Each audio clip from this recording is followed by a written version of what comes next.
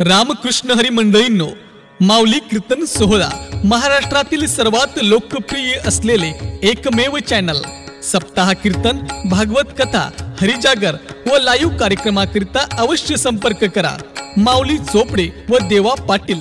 जाऊ भोलेनाथ, भस्म तेरे तन की बन जाऊ भोलेनाथ, सुबह शाम गुण तेरा गाओ भोलेनाथ, सुबह शाम गुण तेरा गाओ भोलेनाथ, सुबह शाम गुण तेरा गाओ भोलेनाथ, भस्म तेरे तन की बन जाऊं भोलेनाथ, भस्म तेरे तन की बन जाऊं भोलेनाथ, सुबह शाम गुण तेरा गाओ भोलेनाथ, सुबह शाम गुण तेरा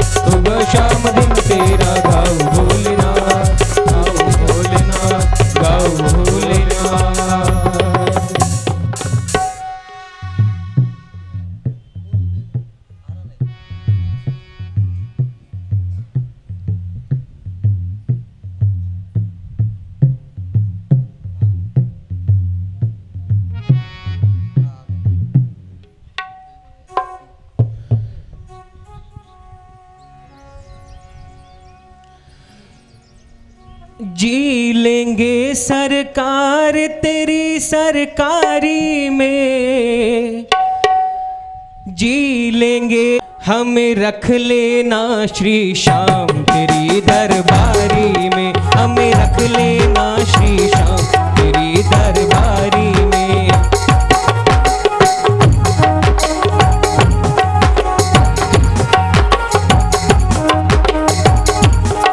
हो जी लेंगे सरकार तेरी सरकारी में, जी लेंगे सरकार तेरी सरकारी में, हमें रख लेना श्री श्याम तेरी दरबारी में, हमें रख लेना श्री श्याम तेरी दरबारी में।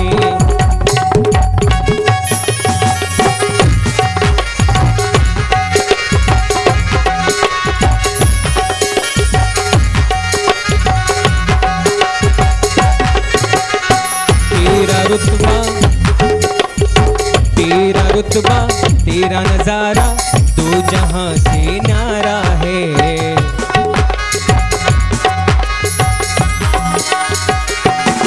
हो तेरा रुतबा तेरा नजारा जो जहां से प्यारा है।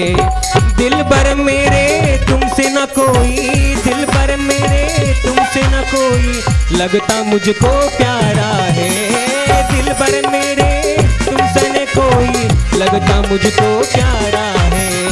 आ गया मुझको मजा तेरी यारी में, आ गया मुझको मजा तेरी यारी में, हमें रख लेना श्री श्याम तेरी दरबारी में, हमें रख लेना श्री श्याम तेरी दरबारी में।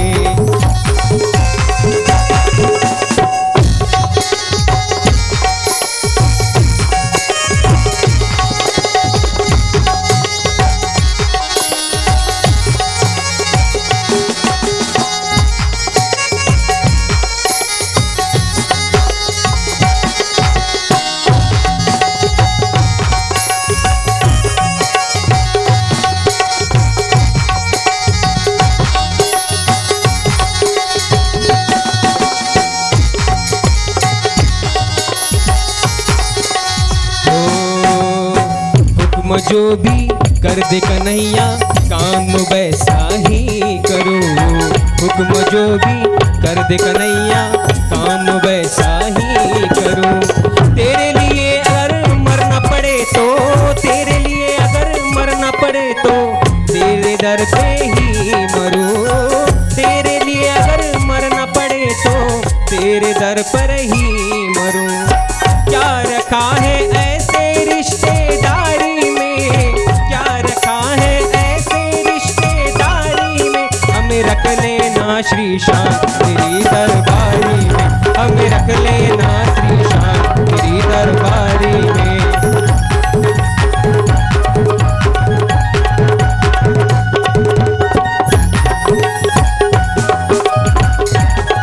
हो तेरी लीला तेरे भजनों को सदा गाता रहूं, तेरी लीला तेरे भजनों को सदा गाता रहूं। ऐसी कृपा कर दे बाबा, ऐसी कृपा कर दे कन्हैया, करते तेरे आता रहूं।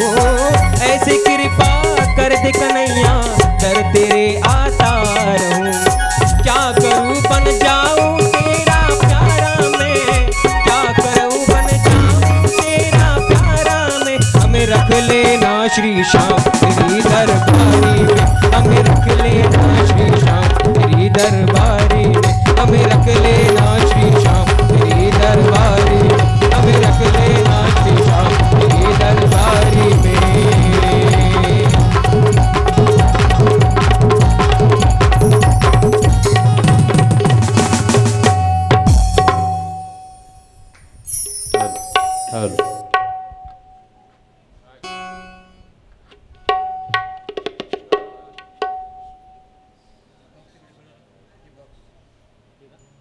हेलो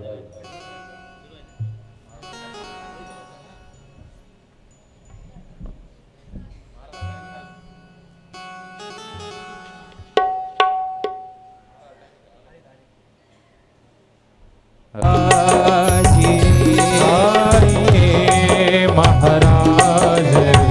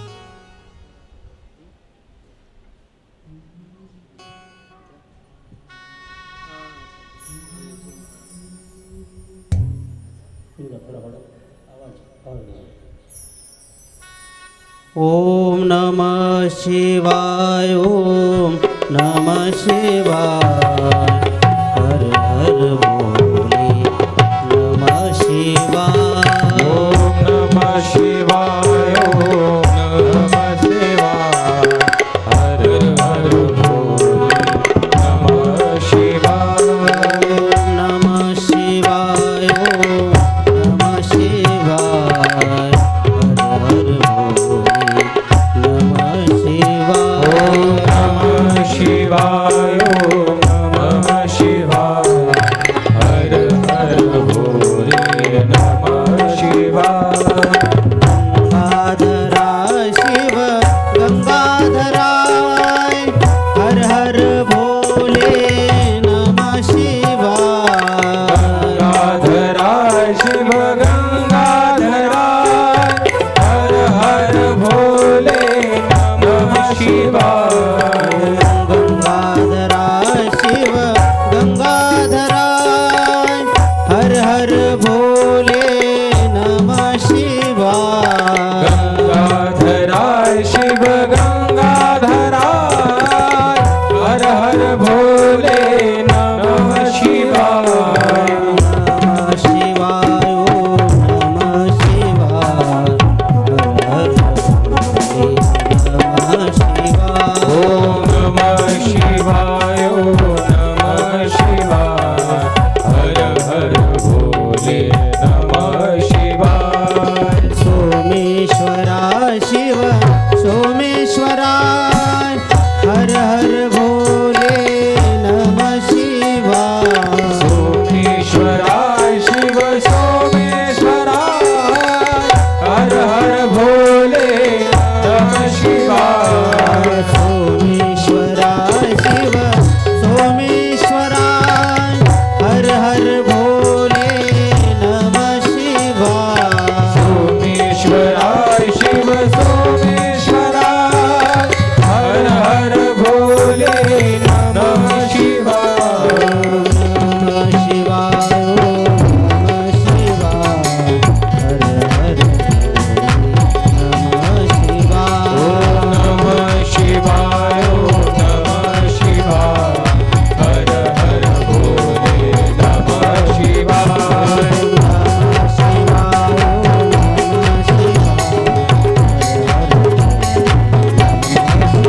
ओम नमः शिवाय, ओम नमः शिवाय, हर हर भोले नमः शिवाय।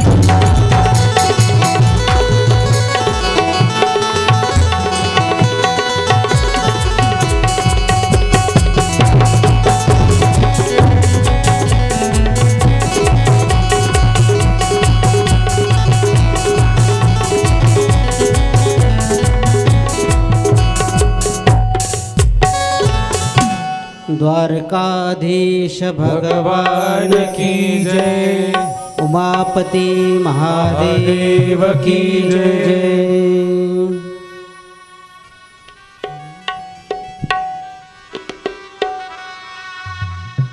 श्री गणेशाय नमः, श्री सरस्वते नमः, श्री गुरुभ्यो नमः। वक्रतुंड महाकाय, सूर्यकोटि समप्रभ, निर्विघ्नं कुरु मे देव, सर्वकार्येषु सर्वदा। समचरण सरोजं सान्द्रनीलाम्बुदाभं, जगन्नीतपाणिं मण्डनं मण्डनानां, तरुणतुलसीमाला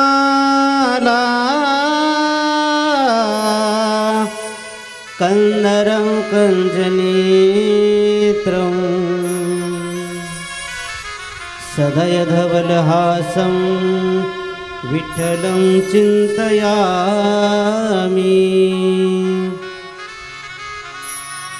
अलङ्कापुरी रम्यसिंहासनस्थं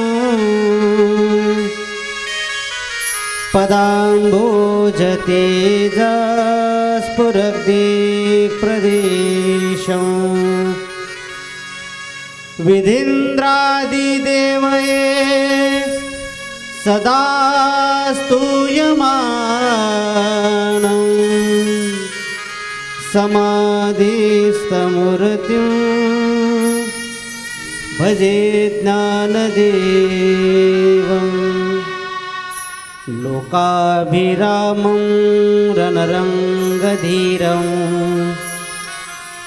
राजीवनेत्रं रघुवंशनाथं कारुण्यरूपं करुणाकरन्तं श्रीरामचन्द्रं शरणं प्रपद्ये कैलासराना शिवचन्द्रमौळी फणीन्द्रमाथा मुकुटी झळाळी कारुण्यसिंधू भवदुःखहारी तुझवीन शंभो मज कोण तारी ओम मृत्युंजयाय रुद्राय नीलकंठाय शंभवे अमृतेशाय शर्वाय महादेवाय ते नमः जय जय श्री राधारमण जय जय नवल किशोर जय गोपी चित्तचोर प्रभु जय जय माकनचोर।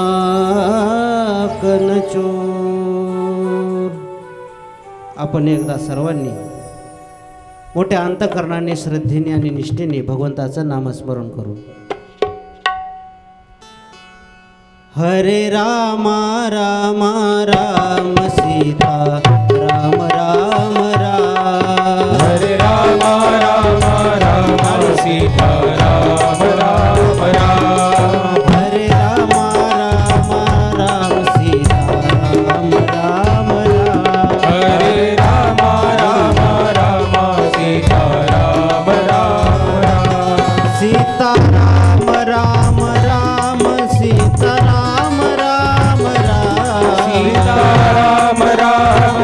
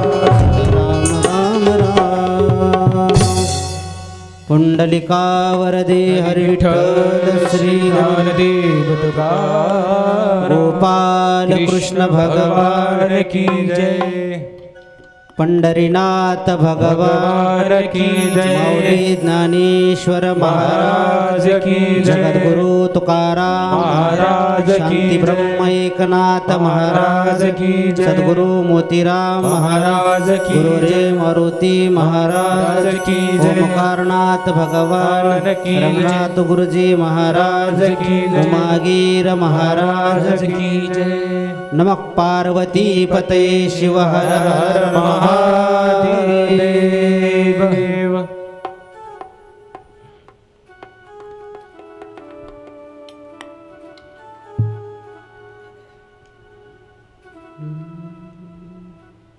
यौंत प्रविश्य मम वाच मिमां प्रसुप्तां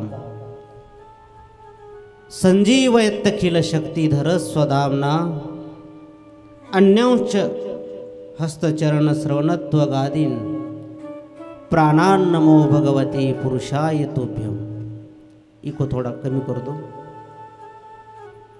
इको कम कर दो। हेलो करो कम और कमी। प्रस्तुत भगवान श्रीकृष्णाच्या पदस्पर्शाने पुनीत झालेली भूमी अर्थात द्वारका नगरीमध्ये संपन्न होत असलेली ही शिवमहापुराण कथा आज कथेचा तिसरा दिवस।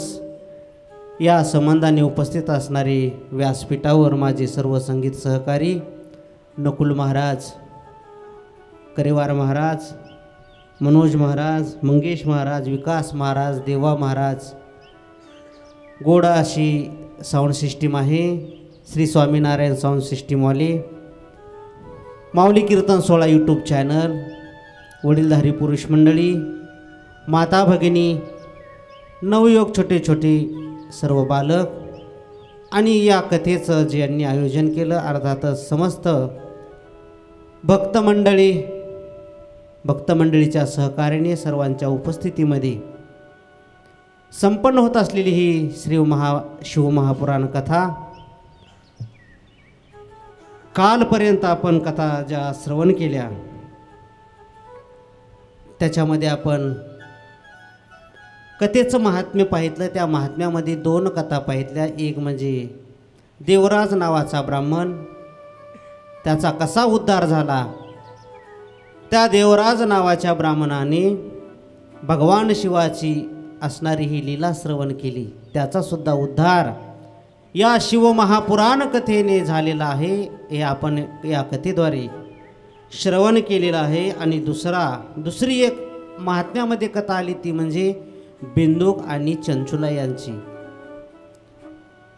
तर तो बिंदुक हा पिशाच योनीमध्ये गेलेला होता, परंतु त्याची सुद्धा मुक्तता, त्या पिशाच योनीमधून मुक्तता या शिवमहापुराण कथेच्या श्रवणाने झालेली आहे।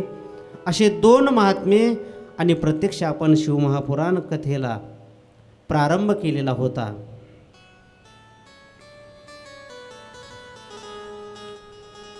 आपल्या भारतीय संस्कृतीमध्ये अनेक प्रकारचे ग्रंथ आहेत, 6 शास्त्र, 18 पुराण। मग ह्या 18 पुराण, त्या 18 पुराणाचे आणखीन 18 उपपुराणसुद्धा आहेत। अशी प्रचंड प्रमाणामध्ये ही ग्रंथसंपदा आहे आणि त्यामधील ही शिवमहापुराण कथा आपण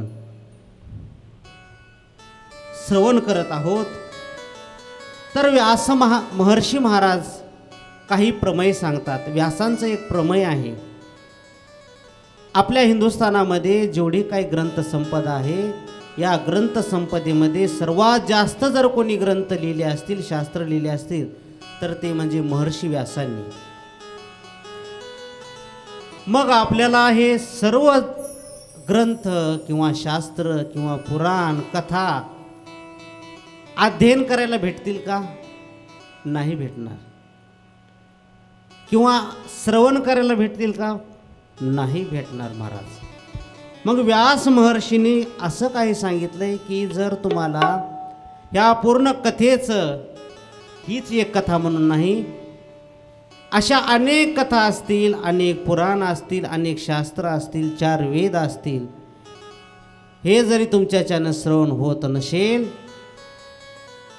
श्लोकार्धेन प्रवक्ष्यामि यदुक्तम ग्रंथकोटिभिः ब्रह्मसत्यम जगन्मिथ्या जीवो ब्रह्मेव नापरः. तुम्हाला श्लोकार्धेन, श्लोक किती? आता मी वाचलेला हा एक श्लोक आहे, किंवा कोणताही श्लोक घ्या. नाम संकीर्तनम यस्य सर्व पाप प्रणाशनम प्रणामो दुःख शमन तन्नमामि हरिं परम. असा एखादा श्लोक जरी येत नसला तरी त्या श्लोकातला अर्धा श्लोक जरी आला तरी आपला जीवनाचा उद्धार होणार आहे. आपल्या ज्ञानोबारायाच्या भाषेत जर सांगायचं म्हटलं, ज्ञानेश्वरीमध्ये ज्ञानोबारायांनी 9033 ओव्या, किती ओव्या? 9033 ओव्याचा असणारा हा ग्रंथ म्हणजे ती भावार्थ दीपिका ज्ञानेश्वरी ग्रंथ. 9033 ओव्या जरी आपल्याला लक्षात नाही राहिल्या, किंवा एखादी त्याच्यातली एक जरी ओवी आपल्या लक्षात जरी राहिली तरी आपल्या जीवनाचा उद्धार होणार आहे. तसं व्यास महर्षी महाराज म्हणतात, तुम्हाला एखादा श्लोक जरी लक्षात नाही राहिला, त्याच्यातला अर्धा जरी श्लोक जरी लक्षात राहिला तरी आपल्या जीवनाचा उद्धार होणार आहे. मग हे व्यास कोण आहेत? जे काही भगवंताचे 24 अवतार सांगितले आहेत त्यातील 17वा अवतार म्हणजे हे व्यास महर्षी महाराज आहेत. मग या व्यास महर्षी महाराजांनी कथेचे काही प्रकार सांगितले की किती प्रकारच्या कथा असतात. कथा एका प्रकारची का? मग कुठं शिवमहापुराण कथा असेल, कुठं श्रीमद भागवत कथा असेल, कुठं श्री रामायण कथा असेल, कुठं देवी भागवत महात्म्य कथा असेल. अशा अनेक प्रकारच्या कथा आहेत. किंवा कुठं विष्णू पुराण असेल. मग ह्या कथेचे सुद्धा प्रकार पडलेत. यज्ञांग कथा, कनिष्ठ कथा, लोककल्याण कथा आणि मोक्ष कथा, अशा ही काही कथेचे प्रकार आहेत. मग लोककल्याण कथा ही कशासाठी असते? जगाच्या उद्धारासाठी. कारण साधू संताला जर हे भक्त मंडळी किंवा हे जे जगातील काही नागरिक आहेत हे जर अधोगतीला जात असतील तर त्यांना ते बरं वाटत नाही. बुडता हे जन न देखवे डोळा. साधू संताला मनुष्याची अधोगती झालेली चालत नाही. नाहीतर व्यवहारामध्ये माणसाला प्रगती झाली की देखवत नाही. कुत्र्याला गती सहन होत नाही आणि साधू संताला मनुष्याची अधोगती झालेली सहन होत नाही. म्हणून आपण कृपा आणि सर्वात शेवटची कृपा आहे ती म्हणजे भगवंत कृपा. मग साधू संतांची जर कृपा जर झाली तरच आपल्याला भगवंत प्राप्त होते, अन्यथा भगवंत प्राप्त होणार नाहीत. मग शौनक आदी ऋषी महाराजांनी स्वतःला म्हणतात की काय केलं म्हणजे आमचा उद्धार होईल, आम्हाला उद्धाराचं साधन सांगा. शौनक आदी ऋषी महाराजांनी सूतजी महाराजांना प्रश्न केला. मग त्यावेळेस 6 कुळातील ऋषी मुनी एकत्र आले आणि वाद करू लागले. मग हा वाद कशासाठी सुरू झाला तर श्रेष्ठत्वासाठी वाद. मी बडा का तू बडा, मी श्रेष्ठ का तू श्रेष्ठ. आपले वाद म्हणजे श्रेष्ठत्वासाठी, आपलं मोठेपण सिद्ध करण्यासाठी हे वाद सुरू झाले. प्रत्येक जण माणूस श्रेष्ठत्वासाठी वाद करत असतो. मग म्हणून श्रेष्ठत्वासाठी वाद करू नये, माणसाने अहंकार घातला पाहिजे. अहंकार नासा भेद जगी निंद ओवळा. आणि माणसाचा जर अहंकार जर गेला ना तर अहंकार गेला तुका म्हणे देव झाला. ज्याचा अहंकार गेला तो व्यक्ती देवस्वरूप झाल्याशिवाय राहत नाही महाराज. मग हे 6 कुळातील जे ऋषी आहेत हे भांडू लागले. कशासाठी? श्रेष्ठत्वासाठी भांडण करू लागले आणि आपलं मत व्यक्त करू लागले. मग हे 6 ऋषी कोण आहेत? गौतम ऋषी, कनाद ऋषी, पतंजल महामुनी, कपिल महामुनी आणि जन्मेजय महामुनी आणि व्यास ऋषी. या 6 जणांनी आपले मत व्यक्त केले. मग तुम्ही श्रेष्ठ आहेत. समजा एका जणानं म्हटलं तुम्ही श्रेष्ठ आहेत तर तुमचं मत मांडा. आपापलं मत प्रकट करायला सुरुवात केली. गौतम ऋषींनी न्यायशास्त्र लिहिलं. कोणतं? गौतम ऋषींनी न्यायशास्त्र, कनाद ऋषींनी वैशिकशास्त्र, पतंजल महामुनींनी योगशास्त्र. आपण योग साधना करतोत ना, अनुलोम विलोम जे काय असतील, प्राणायाम, योग धारणा, जे योग करतो ते पतंजल महामुनींनी केलेले आहेत. ते त्याच्याद्वारे सिद्ध करू लागले. कपिल महामुनींनी सांख्यशास्त्र लिहिलं. जन्मेजय महामुनींनी पूर्वमीमांसा आणि व्यास महर्षी महाराजांनी उत्तरमीमांसा. मग हे एके दिवशी सर्वजण ब्रह्मदेव महाराजाकडे आले आणि आपलं मत व्यक्त करू लागले. मी बडा का तू बडा का, हे बडा का कोण बडा. त्यावेळेस ब्रह्मदेव महाराज म्हटले, या जगामध्ये जर सर्वात श्रेष्ठ जर कोण असेल तर तो म्हणजे देवादिदेव भगवान शंकर आहे. तर तुम्ही त्या शिवशंकराचं महात्म्य श्रवण करा.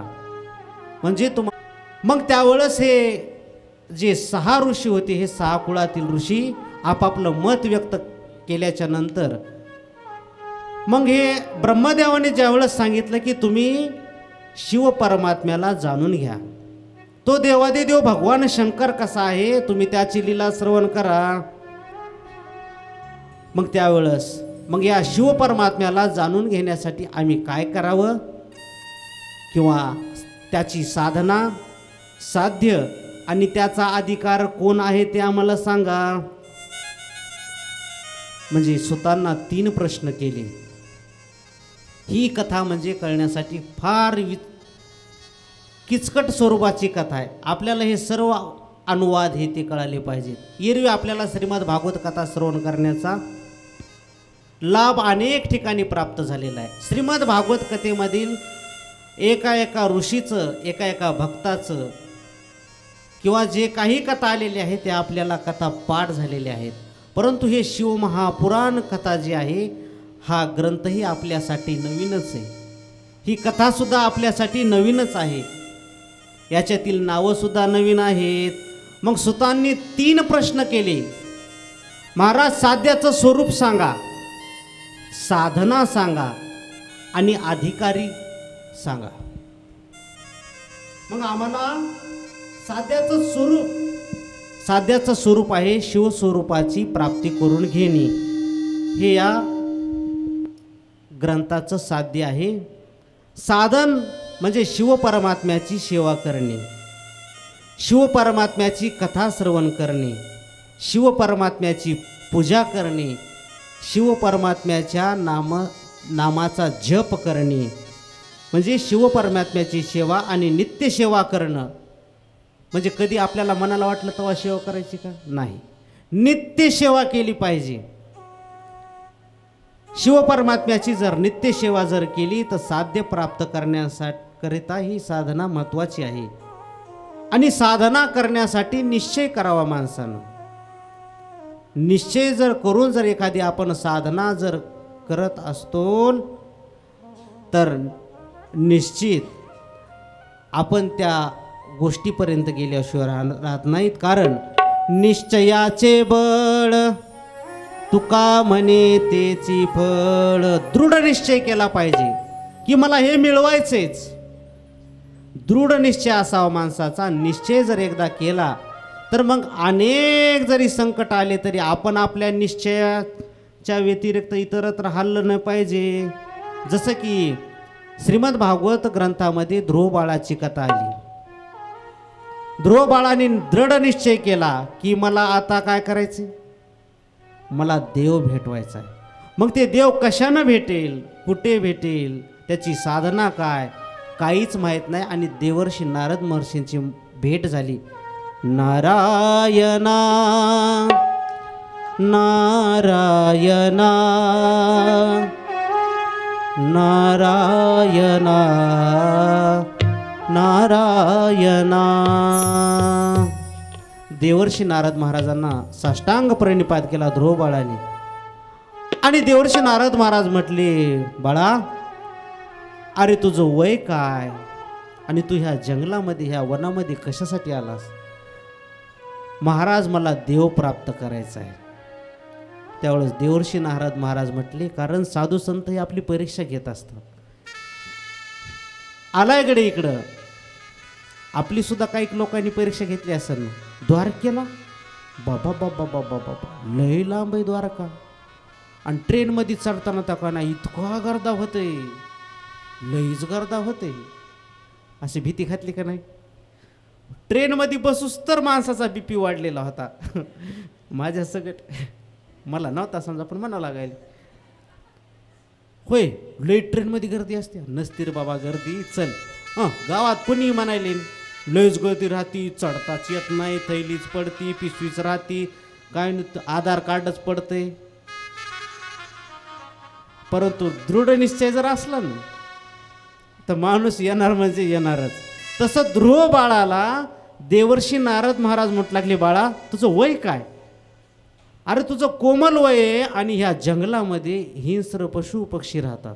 वाघ असते, कोला राहते, अनेक हिंस्र पशु पक्षी असतात. बाळा तू जाय घरला, तू राजघराण्यातला आहेस. परंतु ध्रुव बाळाने सांगितलं, महाराज काही जरी असलं तरी मला देव प्राप्त करायचा आहे. मी ज्याच्या नावाने निघालो मी त्याच्यावरच भार घातलेला आहे. आता मी परत जाणार नाही, परत जाईल ज्यावेळेस मला माझा भगवंत प्राप्त होईल. त्याला म्हणायचं दृढ निश्चय. म्हणजे साधना करण्यास माणसाने निश्चय करावा. मग सेवा कोणती करायची महाराज? तर श्रवण, कीर्तन आणि मनन असे 3 साधनं सांगितली. किंवा ह्या भक्तीत 9 प्रकारच्या भक्तीत श्रवणम, कीर्तनम, स्मरणम, विष्णुपादसेवनम, अर्चनम, वंदनम, दास्यम, सख्य आत्मनिवेदनम, ह्या 9 प्रकारच्या भक्ती, त्यापैकी श्रवण, कीर्तन आणि मनन हे असे साधन सांगितलेले आहेत. किंवा या भगवंताचा आपण रूप जाणण्याचा प्रयत्न केला पाहिजे. या भगवंताला 5 मुख आहेत. भगवान शिवाला किती मुख आहेत? 5 मुख, पंचमुख. या 5ही मुखाला नावं आहेत.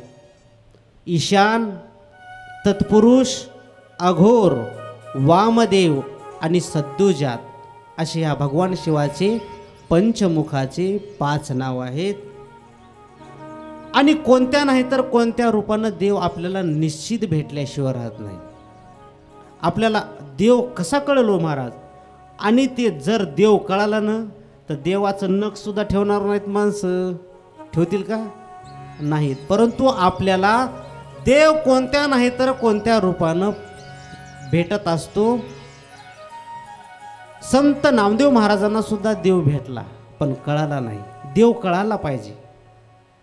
आणि देव कळण्यासाठी साधू संतांची कृपा पाहिजे, तर आपल्याला देव कळेल.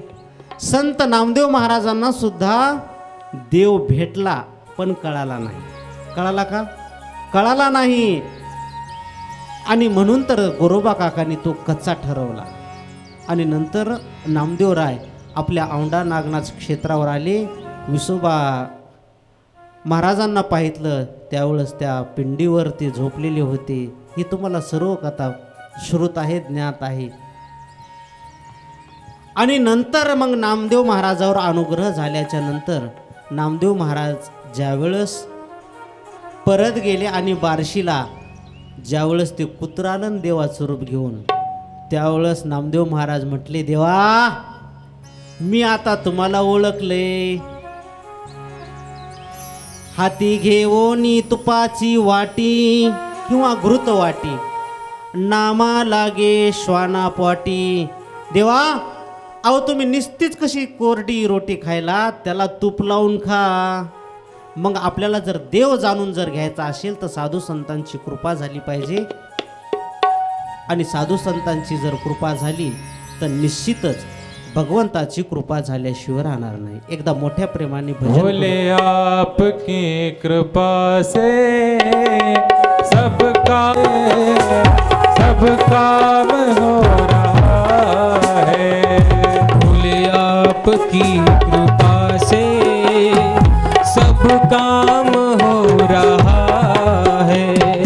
भोले आपकी कृपा से सब काम हो रहा है. भोले आपकी कृपा से सब काम हो रहा है. करते हैं भोले बाबा मेरा नाम हो रहा है. करते हैं भोले बाबा मेरा नाम हो रहा है. भोले आपकी कृपा से सब काम हो रहा है. भोले आपकी कृपा से सब काम हो रहा है.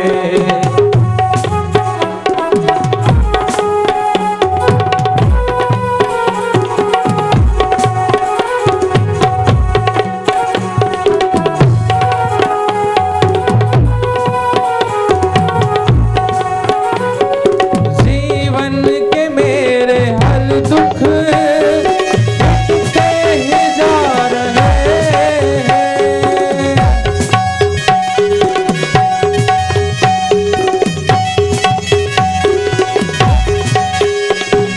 जिस राह में थे कांटे वहाँ फूल खिल रहे हैं.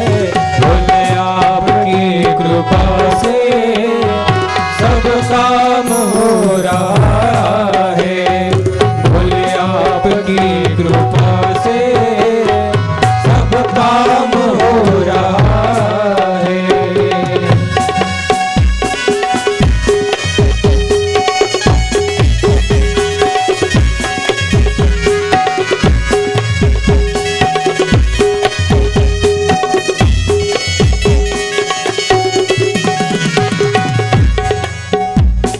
तेरा हाथ हो जो हम पर, फिर क्या मुझे कमी है.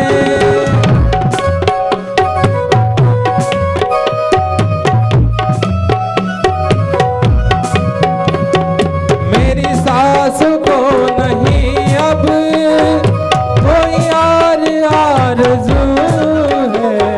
भोले आपकी कृपा से सब काम हो रहा है.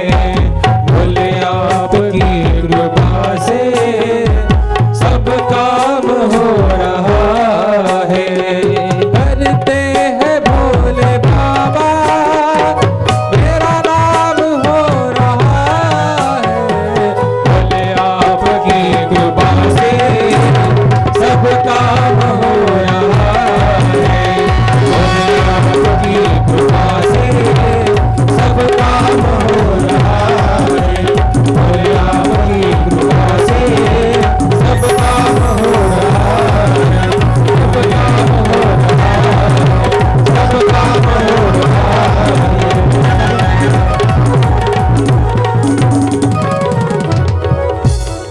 गोपाल कृष्ण भगवान की जय. या वारकरी संप्रदायाचे गुरु म्हणजे भगवान शंकर, आदिनाथ गुरु, सकळ सिद्धांचा मच्छिंद्र तयाचा मुख्य शिष्य. या वारकरी संप्रदायाला आई आहे ते म्हणजे ज्ञानोबाराय. ज्ञानाबाई माझी अनाथाची माय, एका जनार्दनी पाय वंदितसे. मग या वारकरी संप्रदायाला बाप आहे, तो बाप दाखवला म्हणजे ज्ञानोबारायांनी. या वारकरी संप्रदायाचे बाप म्हणजे व्यासदेव महाराज. बापू पुढा जाय त्याची घेत पाऊल सोय, किंवा तैसा व्यासांचा मागोवा घेतो आणि भाष्यकारा ते वाटत असो. आणि या वारकरी संप्रदायाचा देव जर कोण असेल तर तो म्हणजे विठेवरीचा भगवान श्री पंढरीश परमात्मा आहे. म्हणून हा वारकरी संप्रदायातील श्रेष्ठ महिमा आहे. मग श्रवण हे सर्वात श्रेष्ठ साधन आहे.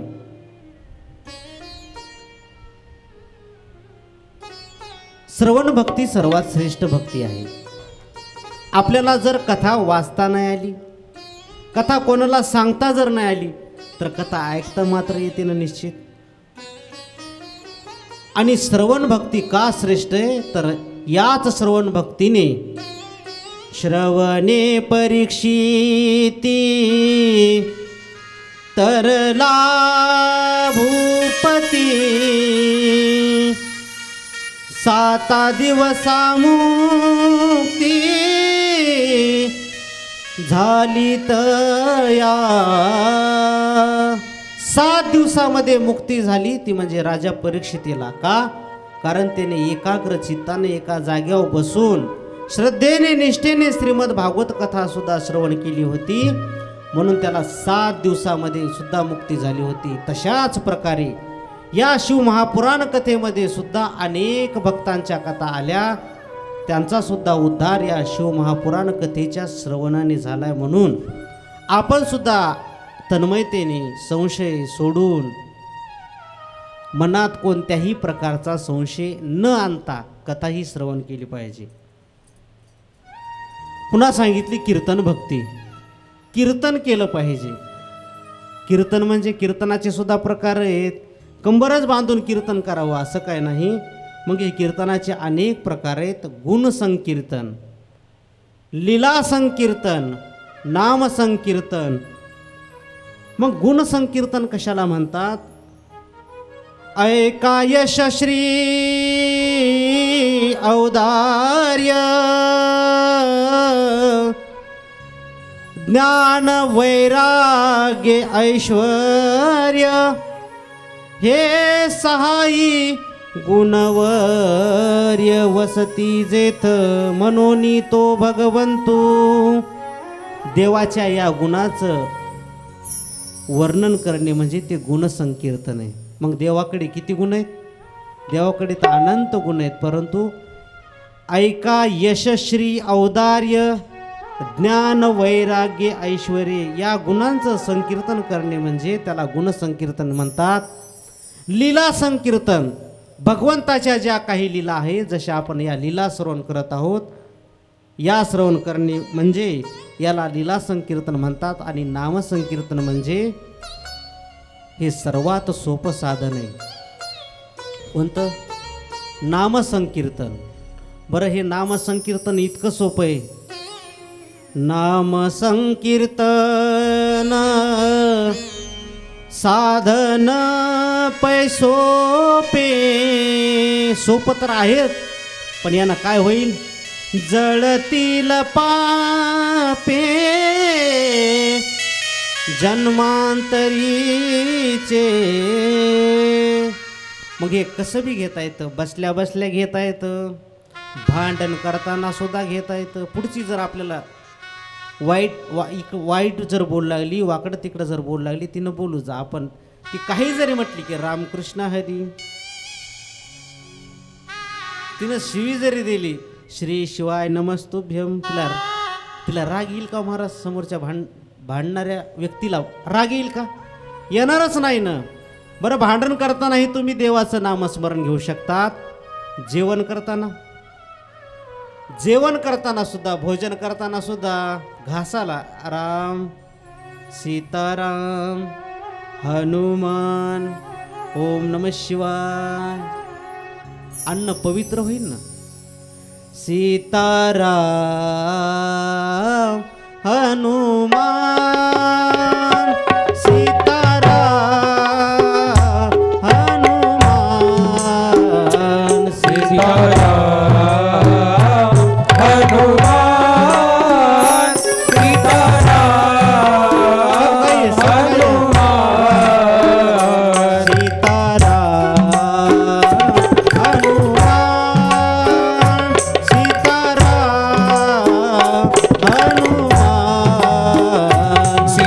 सीताराम हनुमान सीताराम हनुमान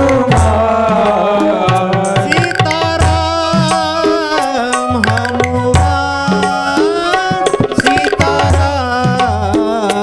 हनुमान सीताराम हनुमान सीताराम हनुमान सीताराम हनुमान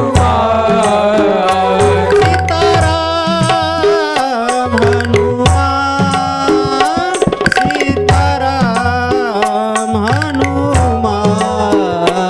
सीताराम हनुमान सीताराम हनुमान सीताराम हनुमान सीताराम हनुमान सीताराम हनुमान सीताराम हनुमान सीताराम हनुमान सीताराम हनुमान सीताराम हनुमान सीताराम हनुमान सीताराम हनुमान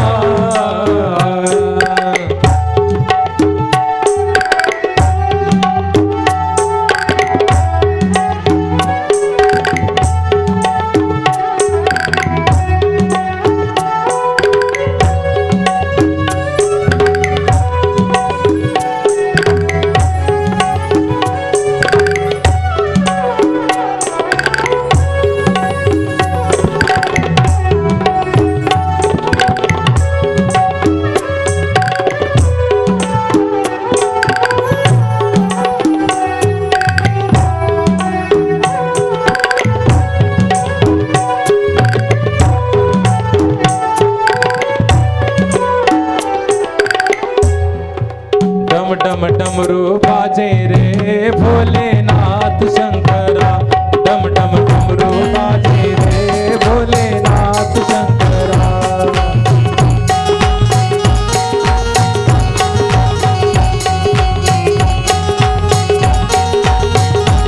डम डम डमरू बाजे रे भोलेनाथ शंकरा डम डम डमरू बाजे रे भोलेनाथ शंकरा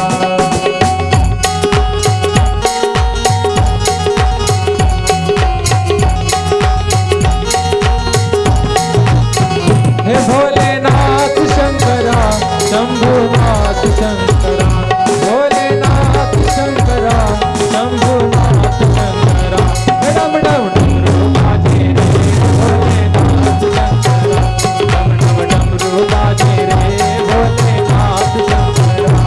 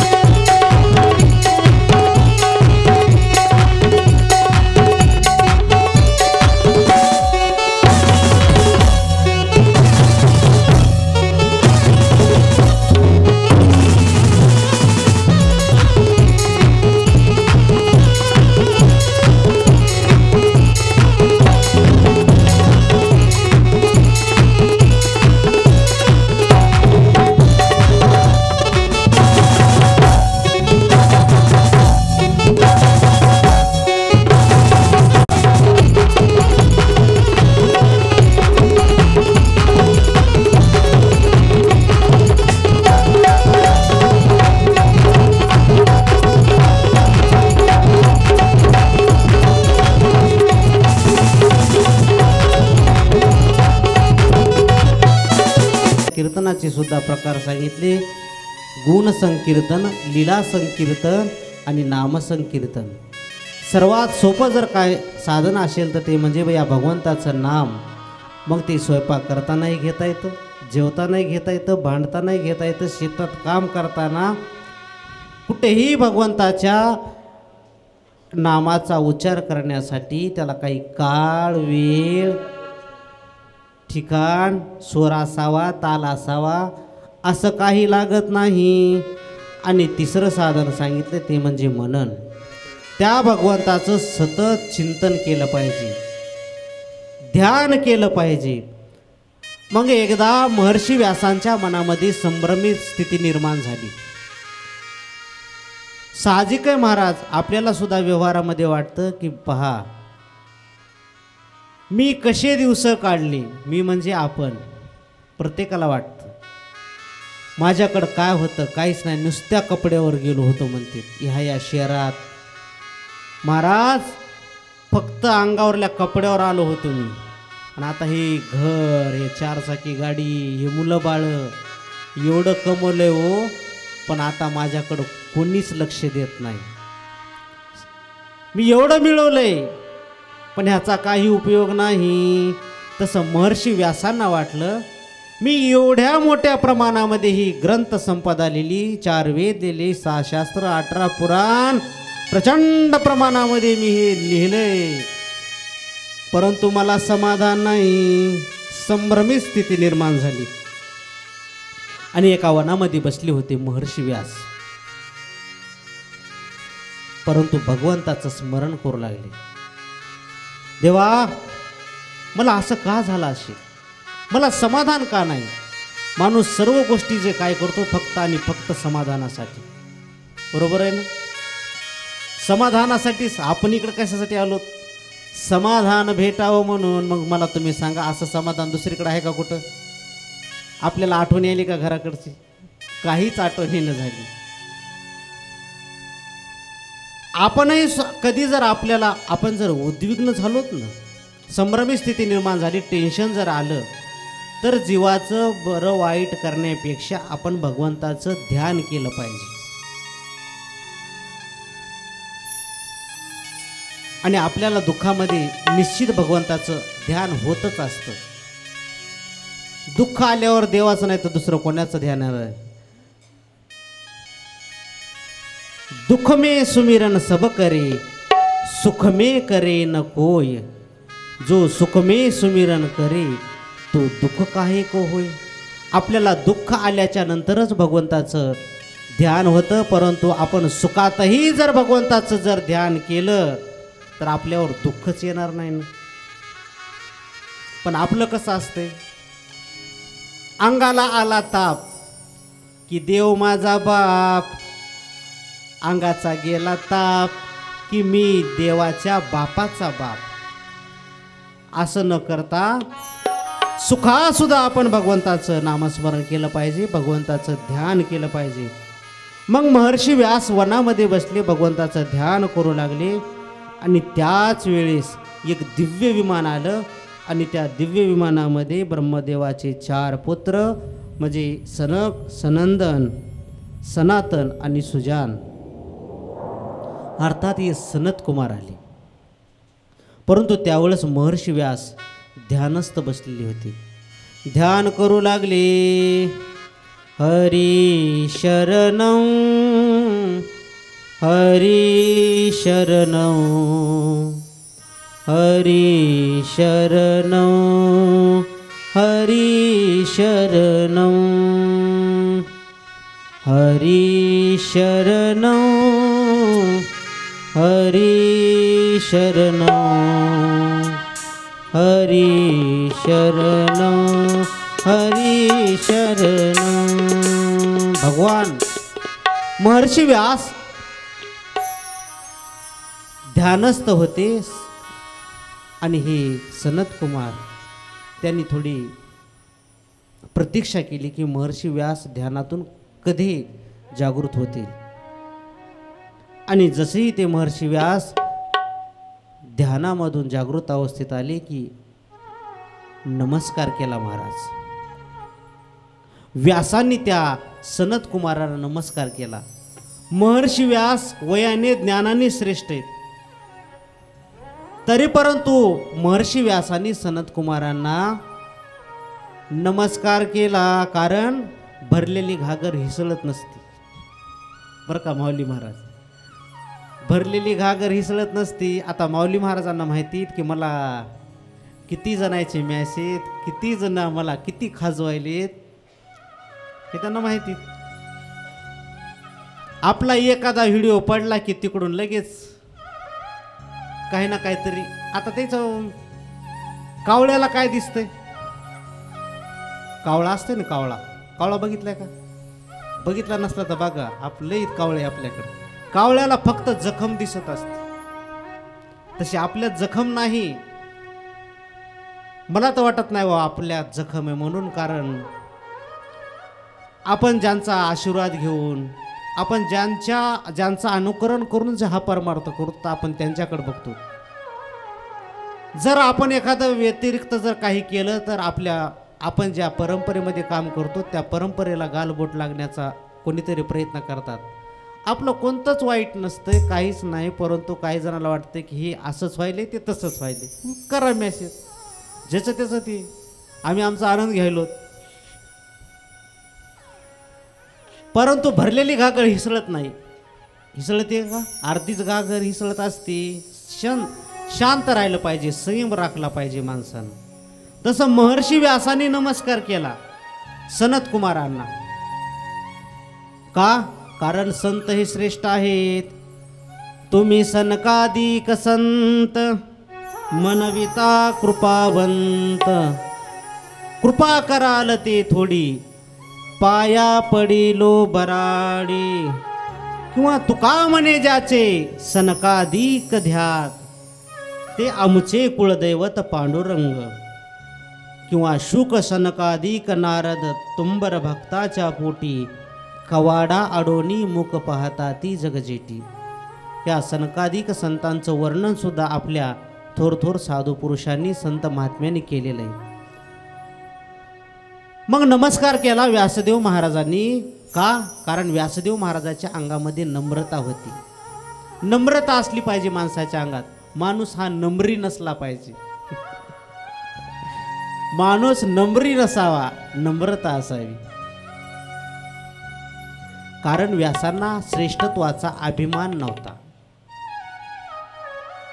आणि अभिमान गेला माणसाचा की तुम्हाला मी मग काही वेळापूर्वी सांगितल्याप्रमाणे, अभिमान गेला तुका म्हणे देव झाला. आणि आपल्याला हेच घालवायचं आहे ना, आपल्यात जे काही विकार आहेत ते घालवण्यासाठीची अशी कथा श्रवण करायची. मग संतांनी सुद्धा व्यासदेव महाराजांना आसनावर बसवलं. जे मोठी मोठी व्यक्ती असतात ते दुसऱ्याला सुद्धा मान सन्मान देत असतात. आणि आपल्यालाही जीवनामध्ये जर कमवायचंय, नाव कमवायचंय, किंवा आपल्याला काहीतरी करून दाखवायचं, तर त्यानं सुद्धा टीट फॉर टॅट, जशाच तशी, म्हणजे किंवा दुसऱ्याचा सन्मान केला पाहिजे. राखावी बहुतांची अंतरे, भाग्य येती तदनंतरे. आपण जर दुसऱ्याला सन्मान जर दिला तर पुढचा व्यक्ती सुद्धा आपल्याला सन्मान देत असतो. आणि तो जर एखाद्या वेळेला सन्मानही देत नसेल, ते त्याचं काम आहे, परंतु आपण आपलं चांगलं वागायचं सोडलं नाही पाहिजे. सनकादिक महाराजांनी व्यासदेव महाराजांना आसनावर बसवलं, उच्च आसनावर बसवलं. आणि मग सनकादिकांनी व्यासांना शिवतत्वाचं श्रवण कीर्तन मनन करण्यास सांगितलं. आणि सनकादिकांनी शिवाला विचारलं होतं की आम्ही उद्विग्न आहोत, काय करावं. सनकादिक महाराज सांगू लागले की व्यासदेव महाराज, तुम्हाला जी ही संभ्रमी स्थिती निर्माण झाली, अशाच प्रकारची संभ्रमी स्थिती आम्हाला सुद्धा झाली होती, असं सनकादिक महाराज व्यासांना सांगायलेत. मग त्यावेळेस आम्ही भगवान शिवाला विचारलं होतं की मग आम्ही काय करावं. तर भगवान शंकरांनी आमच्या समोर नंदिकेश्वर महाराजाला पाठवलं होतं. आणि मग नंदिकेश्वर महाराज आमच्या समोर आले. आम्ही ज्यावेळेस आमच्यावर ती संभ्रमी स्थिती निर्माण झालेली होती, त्यावेळेस आम्ही मंदराचल नावाच्या पर्वतावर उद्विग्न होऊन बसलेलो होतो. त्यावेळेस नंदकेश्वर महाराज आले आणि नंदकेश्वर महाराज आल्याच्या नंतर त्यावेळेस नमस्कार केला आणि त्यांनी सांगितलं की तुम्ही शिवाचं स्मरण करा, भगवान शंकराचं स्मरण करा. आणि नंदकेश्वर महाराजाला आम्ही आमचं अज्ञान प्रगट करून दाखवलं होतं. माणसांना अज्ञान आपलं झाकून ठेवू नये. हां, ज्ञान सांगू नये मी किती हुशार रे. पुण्य केलेलं माणसानं सांगावं का? पुण्य केलेलं माणसानं सांगू नये. जर सांगितलं तर त्या पुण्यामधला प्रभाव निघून जात असतो. समजा एखाद्यानं दान दिलंय, सांगत फिरू नये मी इतकं दान दिलंय, दिलंय गप्प बसायचं. जर असं मी हे केलंय, पुण्य सांगत जाऊ नि पाप सांगत जाऊ, म्हणजे आपल्याकडून कळत न कळत एखाद्या वेळेस पाप होतं. हे पाप सांगितलं पाहिजे परंतु पुण्य सांगितलं न पाहिजे. तसं नंदीसमोर आम्ही अज्ञान प्रगट केलं होतं आणि अज्ञान माणसाने प्रगट केलं पाहिजे. नवल अहंकाराची गोठी विशेषण लगे अज्ञाना पाठी, सज्ञानाचे झोंबे कंठी नाना संकटी नाचवी. हा अहंकार जो आहे, हा अहंकार अज्ञानाच्या पाठीमाग लागतो का सज्ञानाच्या? ज्ञानी व्यक्तीच्या, ज्याला ज्ञान प्राप्त झाले त्याच्याच पाठीमाग हा अहंकार लागतो. अज्ञानी ते भोळे असतात. आणि माणसानं आपला अज्ञान प्रगट करावं, किंबहुना आपणही आपल्या गुरुसमोर, साधू संतांसमोर, एखाद्या थोर महापुरुषासमोर आपलं अज्ञान प्रगट केलं पाहिजे. गुरुसमोर, शिक्षकासमोर आपलं अज्ञान प्रगट करावं. खरं बोलावं माणसानं व्यवहारामध्ये. माणसं कुठं खरं बोलूत किंवा न बोलत, परंतु माणसं दोन ठिकाणी खरं बोलतात. कोण्या दोन ठिकाणी? एक म्हणजे वकिलाजवळ आणि दुसरी गोष्ट म्हणजे डॉक्टराजवळ खरं बोलतात. समजा आपण डॉक्टरला जर खरं नाही बोललो, ताप आली आणि डॉक्टरनं विचारलं काय व्हायले तुम्हाला त्रास, आपल्या अंगात ताप आहे, ताप असून जर म्हटलं डॉक्टर साहेब मला खोकला यायलाय, आणि त्यांनी जर खोकल्याची जर ट्रीटमेंट केली तर रिॲक्शन होण्याची संभावना असते. म्हणून आपल्याला जो आजार झालेला आहे, आपल्याला जो त्रास आहे, तो आपण खरं खरं बोलतो डॉक्टरजवळ आणि दुसरं खरं बोलतो ते म्हणजे वकिलाजवळ. जेही काय आपल्याकडून गुन्हा घडला असेल किंवा नसेल ते आपण खरं खरं प्रगट करतो. आणि वकीलसुद्धा काय करतात, आपल्याला त्या केसेसमधून सुखरूप वाचवण्याचा प्रयत्न करतात. पण माणसं ह्या दोघा जणांना खोटं बोलू लागली. माणसं खोटं कधी बोलू लागली? कोरोनाच्या काळात. कोरोनात आठवा, कोविडच्या काळात माणसं खोटं बोलू लागली. दवाखान्यात जर गेले ना माणसं, डॉक्टर पहिल्यांदा विचारले काय व्हायले, सर्दी झाली का? नाही, फ्रेश फ्रेश फ्रेश. खोकला यायला का? नाही, खोकला सुद्धा नाही. आणि जर खोकला म्हणलं की 14 दिवस ठोकलाच. क्वारंटाईन करून राहिली माणसं, तिथं सुद्धा खोटं बोलू लागली. म्हणून माणसं आपण वकिलाजवळ किंवा डॉक्टरजवळ खरं बोलतो, तसं आपण साधू संताजवळ, आपल्या गुरुजवळ आपलं जे काही ज्ञान अज्ञान असेल ते तिथं प्रगट केलं पाहिजे. नंदीनं सांगितलं यांना, कोणाला? सनकादिक महाराजांना. सनकादिक महाराज व्यास महर्षी महाराजांना सांगू लागले. ही कथा अशी डीपमध्ये सांगायला पाहिजे, कारण हे पूर्ण आपल्याला कळाल्याशिवाय पुढील कथा कळत नाही. नुसत्या कथा जर सांगायच्या म्हटलं तर शिवलीला अमृतामध्ये जे काही अध्याय आहेत त्याच कथा सांगत बसायचं. पण तसं नाही. शिवमहापुराण आहे म्हणजे तुम्हाला सुरुवातीपासून सांगितलं पाहिजे. मग सनकादिक महाराज सांगू लागले व्यास महर्षी महाराजांना की नंदी महाराज आले आणि त्यावेळेस नंदीनं सांगितलं, नंदी महाराजांनी आम्हाला असं सांगितलं की तुम्ही श्रवण कीर्तन आणि मनन करा. शिवपरमात्म्याचं श्रवण कीर्तन आणि मनन करा, ध्यान करा, आणि त्याच वेळेस तुम्हाला शिवपरमात्म्याचा काय होईल, आशीर्वाद प्राप्त होईल, असं नंदकेश्वराने सनकादिकांना सांगितलं. आणि मग शौनकादिक मुनी महाराजांनी प्रश्न केला की महाराज, फक्त श्रवणच हे साधन आहे का अजून दुसरं कोणतं साधन आहे? तुम्ही पहिल्या दिवशीपासून सांगायलात की नुसतं श्रवण करा, श्रवण करा, श्रवण करा, ऐका, का आणखीन दुसरं कोणतं साधन आहे? जर आपल्याला श्रवण, कीर्तन आणि मनन हे जर घडत नसेल तर आपण शिवाची पूजा करावी, या शिवाचं अनुष्ठान करावं, भगवान शंकराचं आपण अनुष्ठान करावं. अनुष्ठान करावं म्हणजे व्रत करावं. परंतु काही जण मग नाथ महाराजाचं प्रमाण सांगतात. एखाद्याला सांगितलं ना, एखादा माणूस येतोय, महाराज मला व्यवहारामध्ये ही समस्या आहे, जशी समस्या सांगितली की मग त्याला एखादं साधन सांगितलं जातं. मग तू काय कर, अनुष्ठान कर, व्रत कर, जप कर. पण ते व्यक्ती इतका हुशार असते, त्यांना यूट्यूबला कीर्तनं पाहिलेले असते, ऐकलेलं असते कोणाचं तरी प्रमाण, एकच प्रमाण पाठ करतात माणसं. कोणतंही एक प्रमाण पाठ करणार आणि ते सांगणार, महाराज तुम्ही तर आम्हाला जप करा, अनुष्ठान करा असं सांगायला. परंतु नाथ महाराज म्हटले एका ठिकाणी, जप तप अनुष्ठान व्यर्थ कासया करणे, केशव माधव अच्युत वदता होय पातक हरणे. महाराज, नाथ महाराज तर म्हटले जप तप अनुष्ठान हे व्यर्थ आहेत म्हटले. अशा माणसाला काय सांगावं महाराज?